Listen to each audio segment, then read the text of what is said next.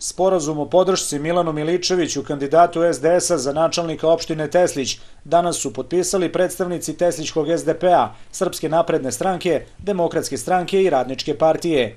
Miličević je na skupu rekao da će, ukoliko bude izabran, biti načelnik svih građana Teslića. Ovo što sada imamo već je svima jasno i poznato, radi se o neefikasnoj, neadekvatnoj i nerazvojnoj vlasti, a naš zadatak, naš cilj ovih ljudi ovdje je da napravimo bolji Teslić, perspektivniji, moderan i Teslić koji daje podršku mladim ljudima.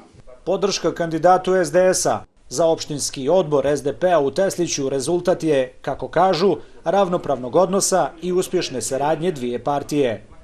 Mi želimo načelnika za sve građane, znači sve građane opštine Teslić gdje ćemo se svi osjećati ravnopravno. Kandidat SDS-a Milan Miličević je rekao da Teslić svoju šansu mora tražiti u privrednim resursima i većem angažmanu stručnog kadra.